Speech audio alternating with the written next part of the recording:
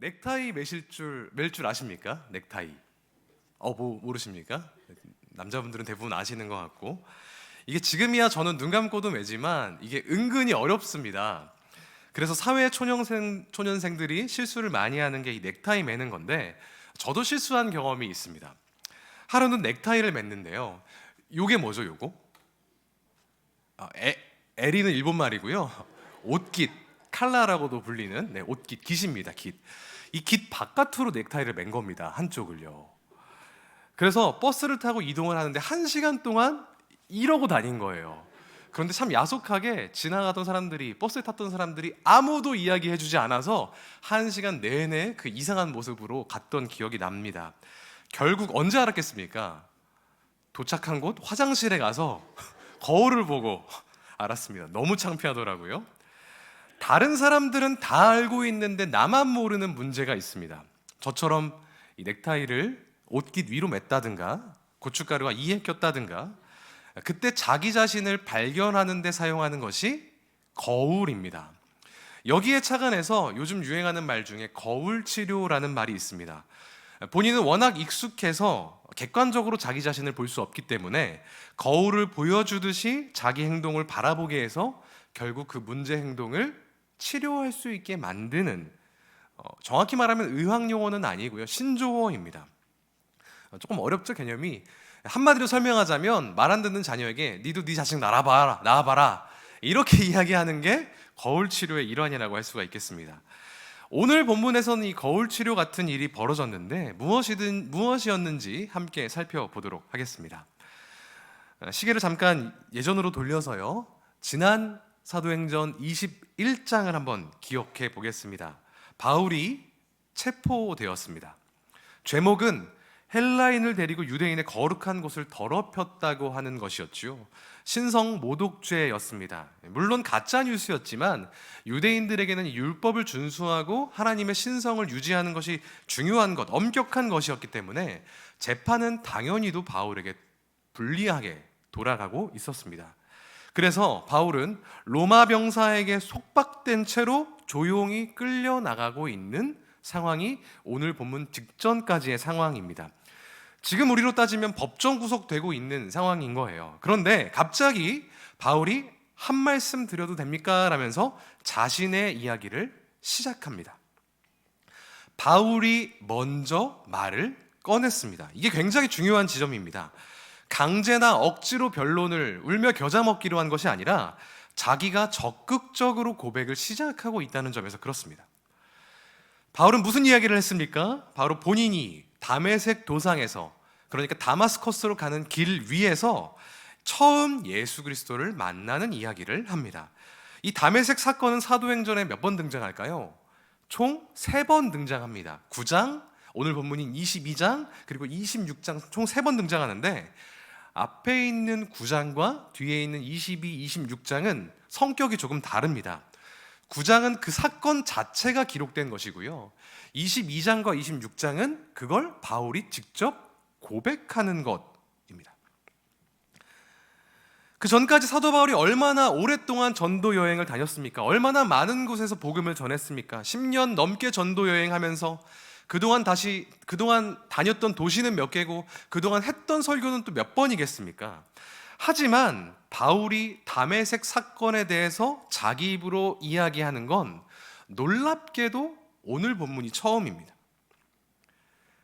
잘 한번 생각해 보십시오.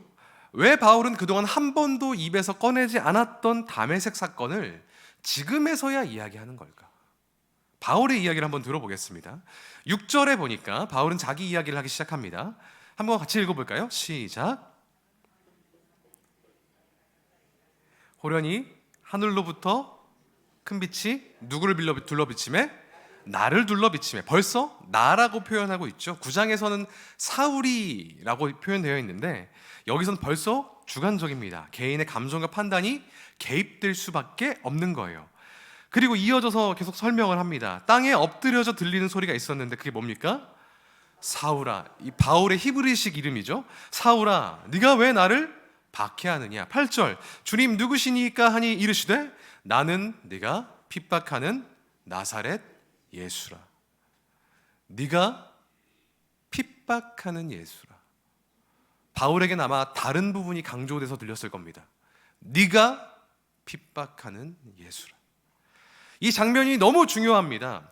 저번에 3주 전쯤에 바울은 밀레도에서 에베소의 장로들에게 고별 설교를 한 적이 있습니다. 기억하시죠? 제발 기억해 주셨으면 좋겠습니다. 기억하시죠? 네, 아멘. 자, 설교를 하면서 하나님의 은혜와 복음을 전하는 일을 마치려 하면 나의 생명을 조금 더 아낀다고요? 아끼지 않겠노라 라고 이야기했고, 이제 여러분이 다시는 내 얼굴을 보지 못할 것이라고 이야기한 바 있습니다. 바울은 그게 자기의 마지막이었던 것을 어렴풋이나마 알고 있었던 것, 예감했던 겁니다.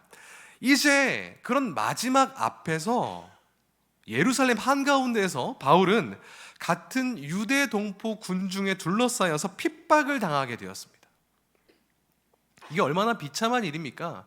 나중에 로마서에서 바울은 이렇게 이야기합니다. 나의 형제 곧 고륙의 친척을 위하여 내 자신이 저주를 받아 그리스도에게서 끊어질지라도 그렇게 해서 나의 동족들이 예수를 안다면 기꺼이 받아들이겠다라고 이야기할 정도로 그렇게 동족을 사랑했던 사람이었습니다. 그런데 그 형제들이 자기를 몰아세우고 죽이려고 할 때 바울이 느꼈던 그 고독감 얼마나 컸겠습니까? 그때, 바로 그때 바울은 자기처럼 유대인 군중에 둘러싸여서 죽게 된 누군가를 떠올렸던 겁니다. 그게 누굽니까? 내가 핍박했던 예수 그리스도. 바울이 겪고 있는 핍박은 예수가 이미 겪으셨던 핍박이었습니다. 군중 속에서 예수님이 얼마나 고독하셨을까요? 인간을 구하기 위해 이 땅 가운데 오셨는데 그 인간들에게 잡혀서 묶였고 침을 맞았고 조롱을 당했습니다. 3년 동안 예수님을 쫓아다녔던 제자들은 온데간데 사라져 버렸고 나는 죽기까지 주님을 따르겠습니다라고 호언장담했던 베드로도 도망쳐 버렸습니다. 그때 예수께서 느끼셨을 그 외로움과 고독감, 육체의 고통도 끔찍한 것이지만 그걸 훌쩍 뛰어넘는 그 마음의 서운함과 아픔, 고독함, 그걸 바울이 오늘 본문에서 느끼고 있는 겁니다. 그 고독 속에서 바울은 핍박당한 예수를 보았고 예수를 떠올렸고 이제 그와 동화되고 있는 겁니다. 바울은 일종의 거울 치료를 당하고 있는 것입니다. 핍박받는 자기 모습에서 핍박받던 예수를 발견했습니다. 그리고 그를 핍박했던 것이 다름 아니라 그리스도를 옥에 잡아 가두고 잔멸하려 했던 자기 자신이라는 것을 발견했던 것입니다. 바울이 당하고 있는 핍박과 고난은 역설적으로 자기가 그토록 핍박했던 예수의 고난과 닮아 있습니다. 그리고 그 거울 치료를 통해서 바울은 이제 그리스도와 닮아가고 있는 것입니다. 한참 연소한 목사가 인생에 연륜 많으신 어르신들 앞에서 이렇게 말씀드리는 것이 참 외람된 일이지만 인생 살다 보니 참 희한한 사람도 많고 참 별일도 있습니다. 예기치 못한 기쁨도 있지만 감당 못할 슬픔도 있고 부당한 대우를 받거나 수치와 모욕을 당할 때도 있습니다. 그리고 그 어려움들은 꼭 사람에게서 옵니다. 우리 집 내가 키우는 강아지가 저에게 수치와 모욕을 주더라고요. 이렇게 말씀하시는 분은 없을 겁니다. 또 나를 핍박하는 사람들은 대개 내 주변 사람입니다. 저기 교토에 사는 나카무라상이 나를 너무 힘들게 합니다. 이렇게 말씀하시는 분 없을 겁니다. 내 옆에 있는 누군가, 내 주변에 있는 누군가, 가족과 친지와 교인들이 나를 힘들게 할 때가 있습니다. 그렇게 어려움을 당하면 의뢰 이렇게 생각하면서 밤잠을 설칩니다. 이 사람 대체 왜 이러나? 왜 나를 이렇게 힘들게 하는 걸까? 그런데 그렇게 머리 싸매지 마십시오. 어쩌면 이건 나를 향한 하나님의 거울 치료인지도 모릅니다. 마치 바울에게 그러셨던 것처럼요. 이 상황을 통해서 하나님은 나에게 뭔가를 발견하게 하고 싶어 하시는 건지도 모르겠습니다. 물론 모든 고난이 다 거울 치료라고 보기는 어렵지만 하나님께서는 고난 가운데서 우리가 뭔가를 배우기를 원하신다는 것에는 변함이 없을 줄 믿습니다. 그래서 이 사건을 대하는 바울의 태도가 우리에게 너무너무 중요하고 엄청난 귀감이 됩니다. 오늘 본문에서 사도 바울은 어떻게 행동했습니까? 내가 누군지 알아? 감히 너희들이 나를 체포해? 이렇게 따져묻지 않았습니다. 자기를 핍박하는 사람들을 억지로 이해하려고 시도하지도 않았습니다. 그 사람들을 폄하하면서 나는 저 정도는 아니야 라고 스스로 정신승리하지도 않았고 똑같이 보복하지도 않았습니다. 그 상황 가운데 바울은 예수를 철저히 깊이 생각했던 겁니다. 그래서 다메섹 도상에서의 이야기를 시작한 겁니다. 담임 목사님이 늘 하시는 말씀이 있죠. 고난은 위장된 축복이다. 전 이 말씀 믿습니다. 고난은 종착역이 아닙니다. 예수께로 가는 그 중간에 있는 간이역입니다. 내가 믿고 내가 따르고 있는 예수로 가는 그 길목에 있는 그것입니다. 하지만 우리가 고난에 천착하고 매몰되면 그 간이역에서 여기가 좋사오니 체크인하고 거기서 이불 깔고 자는 거나 다름이 없다는 것입니다. 그거 아닙니다. 우리는 우리가 당하는 핍박과 고난을 하나님께서 우리에게 베푸시는 또 하나의 레슨, 또 하나의 거울 치료로 이해해야 할 줄 믿습니다. 그래서 그때 우리는 비로소 그리스도에 대해 더 알게 되고 그리스도에 대해 더 깨닫게 되고 종국에는 그를 닮아갈 수 있게 되기 때문입니다. 마치 시편 기자가 고난당한 것이 내게 유익이고 그로 하나님의 율례를 배울 수 있었다라고 고백한 것처럼요. 저는 단순히 고난을 견디자거나 상황을 이해하려는 노력은 해봐야 된다라는 말씀을 드리는 것이 아닙니다. 하나님께서 우리의 고난 가운데 당신의 거울을 비추고 계신다. 그분이 이 상황을 주도하고 계신다라는 것을 우리가 바라봐야 된다라는 겁니다. 그 과정을 통해서 더 깊은 진리를 배우고 하나님의 형상을 닮아가게 되도록, 그래서 우리는 고난 가운데 하나님께 이렇게 여쭤야 됩니다. 하나님, 이 상황 속에서 제가 무엇을 배워야 됩니까? 이 고난의 거울 가운데 비치는 저의 모습은 대체 어쩌면 좋겠습니까? 어떠하면 좋겠습니까? 오늘 본문에서 바울은 이 거울 치료에서 세 가지를 배웠고 그 세 가지를 통해서 예수를 자기 안에 풍성히 채운 것으로 보입니다. 이 바울이 배웠던 세 가지를 차례차례 짧게 말씀드릴 테니까 그 중에서 내가 배워야 될 것은 무엇인지, 내가 염두에 둬야 될 것은 무엇인지 한번 생각하시면서 하나님이 주신 말씀으로 받으시기를 부탁을 드립니다. 첫 번째로, 고난 가운데 우리는, 바울은 어떻게 했냐면 자기의 죄인됨을 깨달았습니다. 우리 역시 고난 가운데 우리의 죄인됨을 깨달아야 됩니다. 바울은 다메섹 도상에서 자기가 누구인지 철저히 깨달았습니다. 바울은 누구였습니까? 율법을 철저히 지키며 자기의 의로움을 따라 살았던 사람이었습니다. 하지만 그는 동시에 예수를 핍박했던 사람이었습니다. 다메섹 도상에서 예수님의 책망을 들었을 때, 즉 나는 네가 핍박하는 예수다, 네가 나를 핍박했다라는 말씀을 듣고 자신이야말로 죄인이었음을 깨달았습니다. 여기서 중요한 점은 바울이 이 사실을 22장에서 숨길 수도 있었는데, 그냥 나 다메섹으로 가는 길 위에서 예수님 만났다라고만 얘기할 수 있었는데 그러지 않았다라는 겁니다. 예수께서 네가 나를 핍박했다라고 지적하신 것을 솔직하게 사실 그대로 적시했습니다. 자기의 허물을 인정하고 이를 있는 그대로 드러내면서 예수님을 증거했습니다. 얼마나 창피한 일입니까? 율법을 다 지키며 가말리엘 문화에 살던 사람이요. 하지만 진리를 위해 자기의 죄를 숨기지 않았고 그 죄를 직면했습니다. 우리도 마찬가지입니다. 우리의 거울 앞에서, 하나님의 거울 앞에서 우리의 죄를 직시해야 됩니다. 고난과 갈등 속에서 남을 탓하고 나를 내세우기보다 나의 부족함을 인정하며 하나님 앞으로 나아가야 됩니다. 우리가 죄를 자백하면 그는 미쁘시고 의로우사 우리의 모든 죄를 사하시며 우리를 모든 불의에서 깨끗하게 하실 것이라는 말씀을 믿고 회개의 자리로 나아가야 될 줄 믿습니다. 이게 첫 번째입니다. 우리가 죄인됨을 깨닫는 것. 두 번째는 무엇입니까? 내가 구원받았다는 것을 깨달아야 됩니다. 바울은 자기 자신이 죄인임을 깨달았을 뿐만 아니라 그 죄인을 향한 하나님의 놀라운 은혜를 경험했습니다. 그가 만난 예수님은 바울의 죄를 지적하셨지만 동시에 그를 용서하시고 새로운 길로 인도하셨습니다. 결국 도착한 다메섹에서 아나니아를 만났고 그를 통해 침례를 받고 예수님을 영접하면서 하나님의 구원을 깊이 체감하게 되었습니다.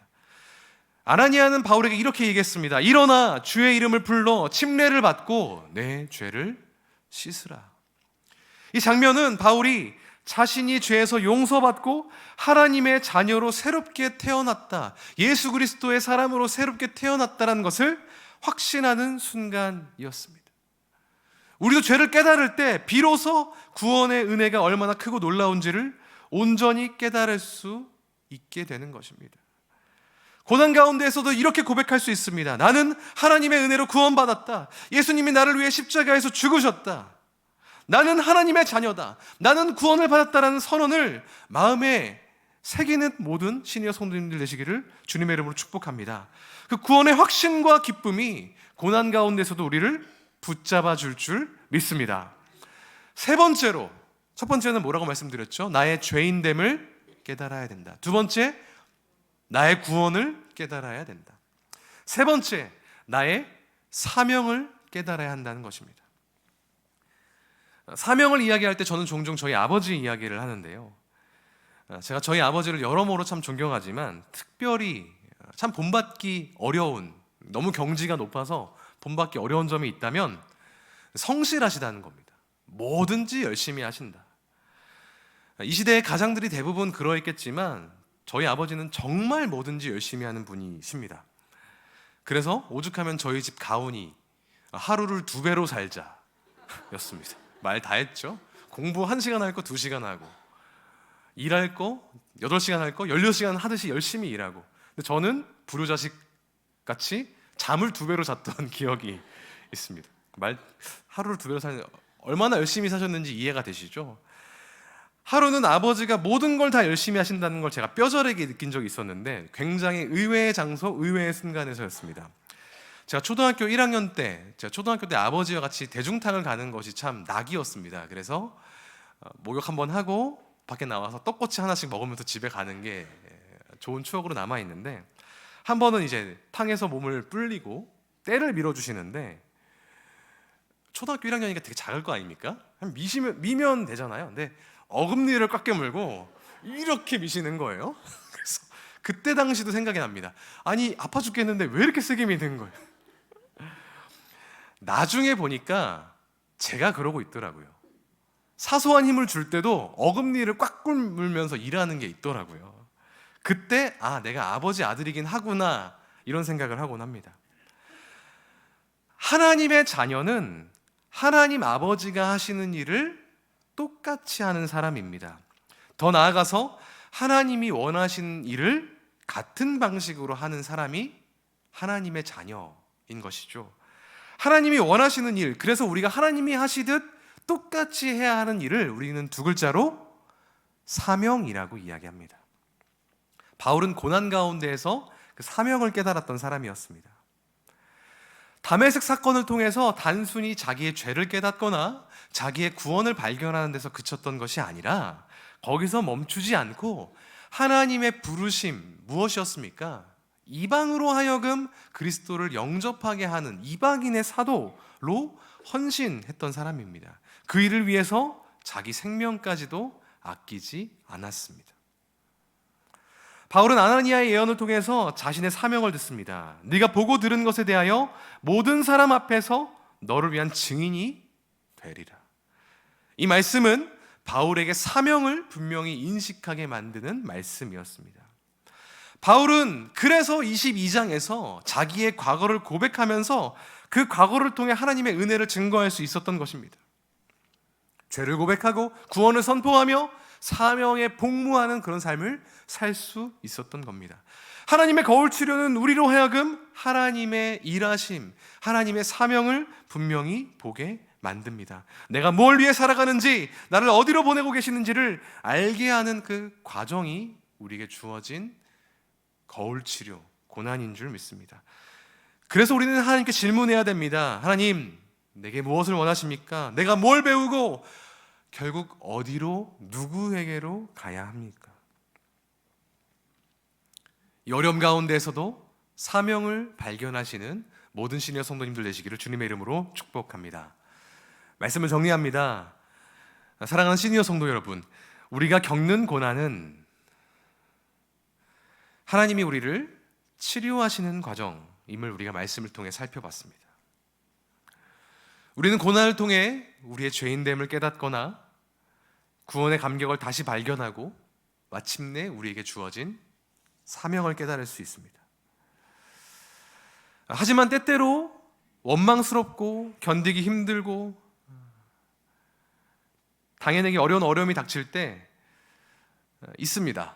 있죠. 고난 그 자체도 문제겠지만 그 고난 속에서 다가오는 고독이 더 사무치게 찾아올 때도 있습니다. 그래서 원망합니다. 하나님 대체 어디 계십니까? 대체 어디서 뭘 하고 계십니까? 한탄할 때가 종종 있는 것 같습니다. 히브리서 기자는 우리에게 말합니다. 우리의 대제사장 예수 그리스도는 우리의 연약함을 동정하지 못하실 분이 아니다. 이 말씀을 두고 한 신학자는 이렇게 이야기하더라고요. 하나님은 우리가 고통당할 때, 고난당할 때 침묵하거나 멀리 계신 분이 아니라 십자가의 고통으로 우리의 고난 가운데 함께하고 계시다. 이미 함께 고난받고 계시다. 십자가의 고통으로 그 죽음의 고통을 온몸으로 다 받으신 예수 그리스도가 오늘 우리와 함께 하시는 줄 믿습니다. 우리가 할 수 있는 건 우리를 그분께 던지는 것입니다. 우리를 그분께 온전히 의탁하는 것입니다. 우리와 함께 고난받으시는 그 십자가 예수를 깊이 묵상함으로 고난을 단순히 우리를 힘들게 만드는 것이 아니라 하나님을 배워가고 닮아가는 또 하나의 레슨으로 우리를 회복시키는 또 하나의 치료로 믿고 나아갈 수 있는 모든 주의 백성 되시기를 주님의 이름으로 축복합니다.